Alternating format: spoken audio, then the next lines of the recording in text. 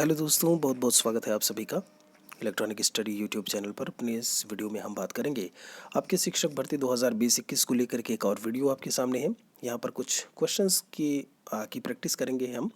विज्ञान से शुरुआत करते हैं, तो चलिए शुरू करते हैं। यहाँ पे फर्स्ट क्वेश्चन आपका लिखा हुआ है, साधारण यंत्र किसी व्यक्ति की सहायता से करता है, क्या करता है? कम काम करने में मदद करता है, कम बल का प्रयोग करके भी उतनी ही मात्रा में काम करने में, उतनी ही मात्रा में काम धीरे धीरे करने में, या उतनी ही मात्रा में काम अधिक करने में, अधिक तेजी से करने में मदद करता है।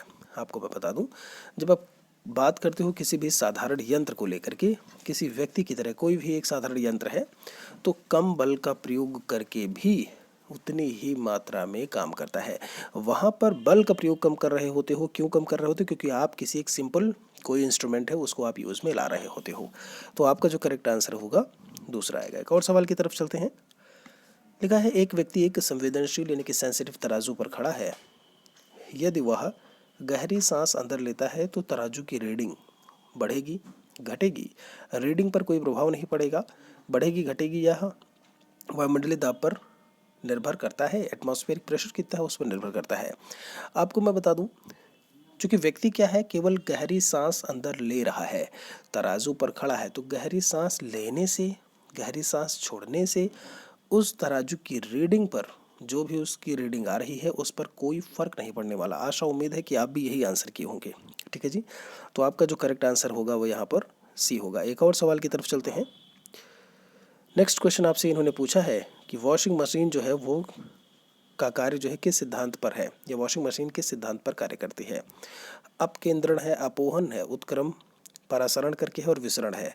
चूँकि जल्दी ही मैं आपका जो विज्ञान है वो पूरा मैं करवाऊंगा, और ऐसे में आपको वो चीज़ें भी मिलेंगी कि अपकेंद्रण क्या होता है, ऐसे में अपोहन, विसरण क्या है, डिफ्यूज़न वगैरह सारी चीज़ें।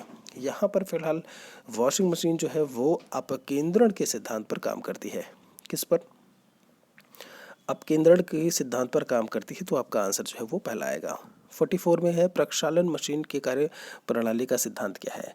बिल्कुल वही प्रक्षालन मशीन है, उसी को वॉशिंग मशीन हिंदी में प्रक्षालन बोल दिया है, अंग्रेजी में वॉशिंग बोल देते हैं। आप समझ रहे हैं।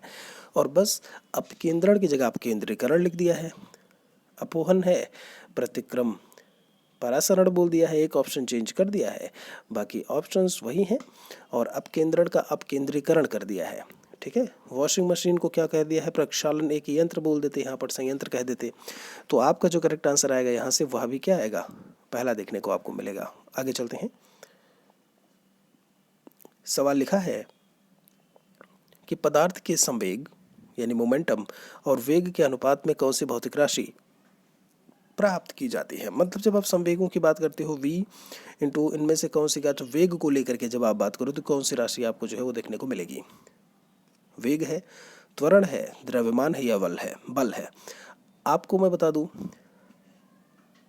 F इक्वल टू जब आप बात करते हो, या M इक्वल टू, ऐसे नहीं, आप ऐसे पढ़ो कि F इक्वल टू क्या होता है आपका, M इंटू ए करके आप बोल देते हो, तो मास इंटू एक्सीलरेशन हो जाता है।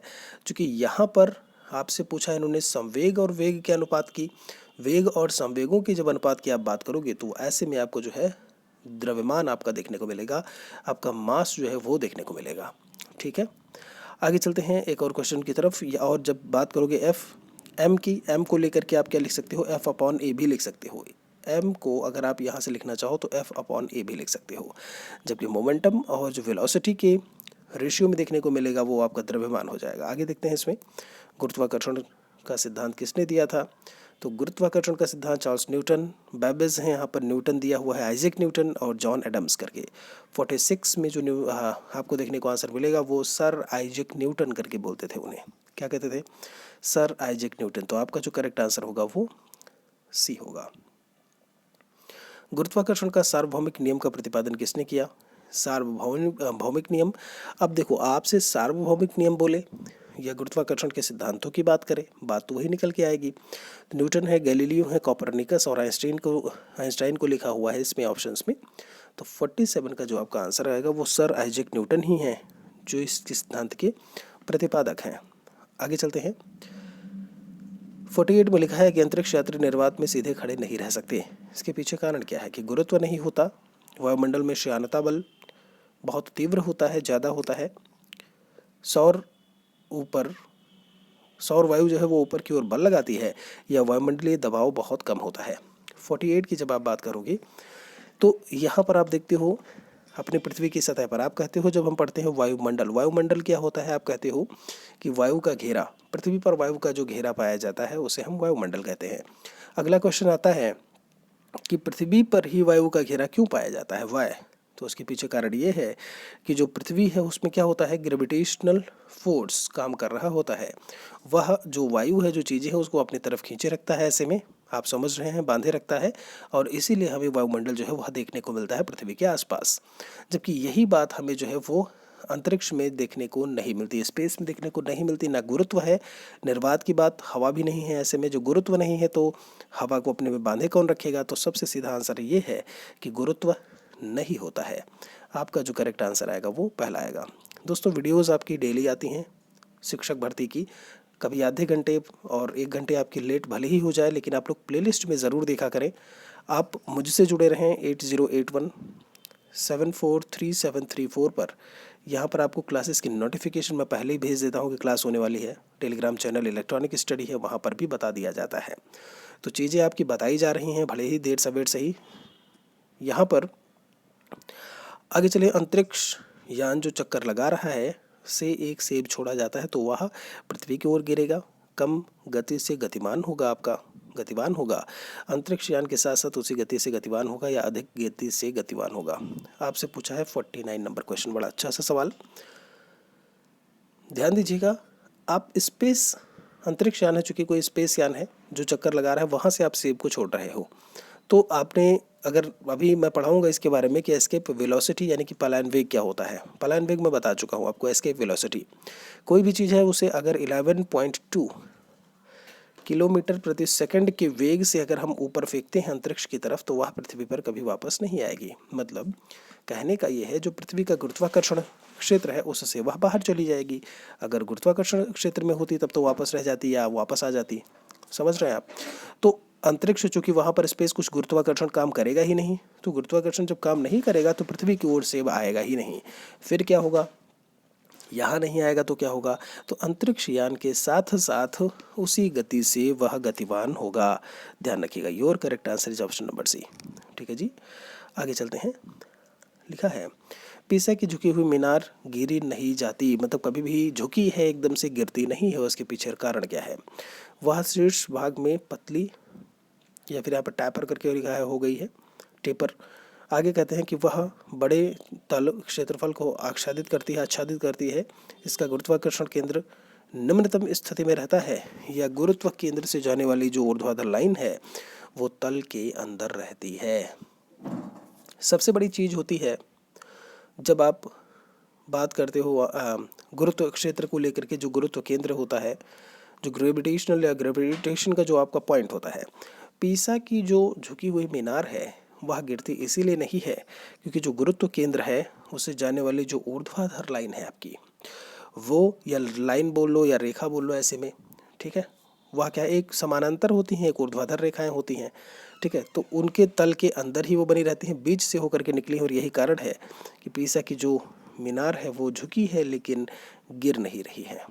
आगे चलते हैं एक और क्वेश्चन की तरफ। पर्यावरण और सामाजिक अध्ययन से कुछ क्वेश्चंस के बारे में बात कर लेते हैं। लिखा है पहला 71 नंबर क्वेश्चन कि कालाहांडी जिला चावल की खेती के लिए प्रसिद्ध है और यह हिस्सा किसका है? कालाहांडी के बारे में आपसे पूछा है, तो कहते हैं कि जो कालाहांडी है वो बिहार में है, कालाहांडी उड़ीसा, उत्तर प्रदेश है या आंध्र प्रदेश है? 71 का जो आपका आंसर आएगा, कालाहांडी जो है वो उड़ीसा का एक जो है जिला है, ध्यान रहे। आगे चलते हैं एक और क्वेश्चन की तरफ। सवाल लिखा है, एनसीएफ 2005 ने कक्षा 1 और कक्षा 2 के लिए पर्यावरण अध्ययन के किसी पाठ्यक्रम या पाठ्य पुस्तकों की संस्तुति नहीं की है। आपने ये देखा होगा कि जो ईवीएस पढ़ाना हम शुरू करते हैं वो कक्षा 3 से शुरू करते हैं, आप समझ रहे हैं।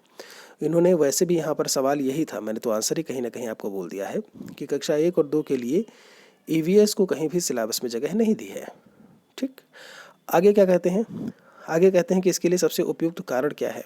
पर्यावरण अध्ययन केवल कक्षा 3 से आगे की कक्षाओं के लिए है, ये बोला इन्होंने 72 में, 72 नंबर में।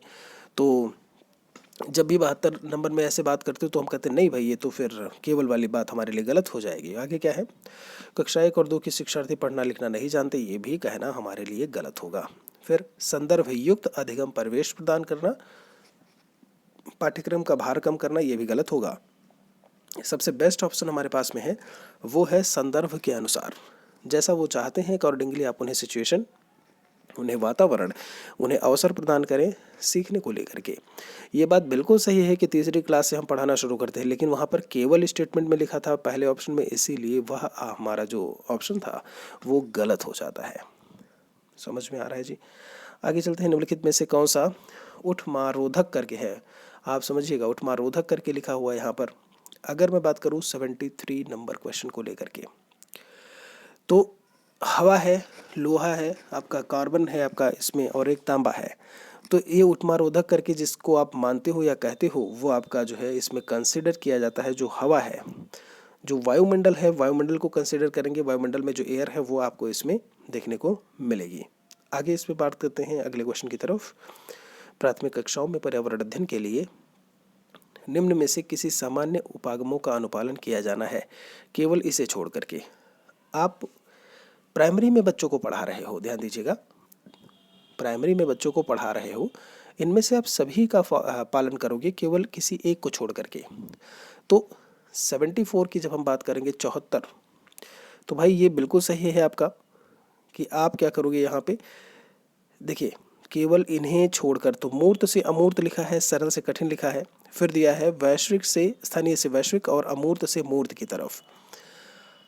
आपको बहुत अच्छे से ज्ञात होना चाहिए, आपको इस बात की जानकारी होनी चाहिए कि जब भी हम बच्चों को पढ़ाने को लेकर के बात करते हैं तो मूर्त से अमूर्त की तरफ बता रहे होते हैं।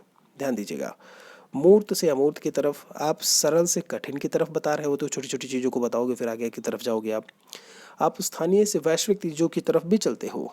कैसे, पहले उनकी लोकल चीज़ों को बताएंगे, फिर धीरे धीरे हम आगे बढ़ते हैं। लेकिन अमूर्त से मूर्त की तरफ, चूँकि बच्चे क्या है वो एब्स्ट्रैक्ट कॉन्सेप्ट यानी अमूर्तता को नहीं समझ पाते हैं। चूँकि एब्स्ट्रैक्ट कॉन्सेप्ट जो है वो अमूर्तता को नहीं समझ पाते हैं, तो ये चीज़ आपकी इसमें से अलग हो जाएगी, बाकी सारे के सारे उसमें इंक्लूड हो जाएंगे, शामिल हो जाएंगे। एक और क्वेश्चन है इसमें, किसी चुने हुए विषय पर नारा लेखन किस प्रकार छात्रों की सहायता करता है। ये क्या करता है कि अधिक गतिविधियों के माध्यम से कुछ शैक्षणिक दबाव कम करके, प्रतियोगिताओं में जीतने की इच्छा बढ़ाकर, जागरूकता के साथ साथ रचनात्मकता को बढ़ा करके, या स्कूल के समय में और अधिक मजा लाकर। 75 नंबर में जो सबसे बेस्ट आएगा कि जागरूकता तो हो रही है, बच्चों में जागरूकता तो जाग ही रही है, साथ में उनके जो मौलिक विचार हैं वो रचनात्मकता के माध्यम से बाहर निकल करके आते हैं। तो सबसे बेस्ट होगा कि जागरूकता के साथ साथ जो रचनात्मकता है वो बढ़ाकर, उस समय उनके मूल विचार, मौलिक विचार सामने निकल रहे होते हैं, सामने आ रहे होते हैं। तो आपका जो करेक्ट आंसर आएगा यहाँ पे वो सी आपको देखने को मिलेगा। तो दोस्तों फिलहाल इस वीडियो में हम यहीं पर रुकेंगे। आशा उम्मीद है कि काफ़ी कुछ क्वेश्चंस आपने अच्छे से सीखे होंगे। नेक्स्ट वीडियो में हम जल्दी ही आपसे मिलेंगे और क्वेश्चंस को लेकर के सवाल एकदम से तैयार हैं बहुत सारे। इसमें शिक्षण कौशल के भी आपके क्वेश्चंस हैं, धीरे धीरे उनको भी लेकर के बात करेंगे। आपका बाल मनोविज्ञान के भी सवाल आपको देखने को मिलेंगे, और यहाँ पर सामान्य ज्ञान, समसामयिक की घटनाएं, सारे क्वेश्चंस। मिलते हैं आपसे एक और वीडियो में। Thanks for watching.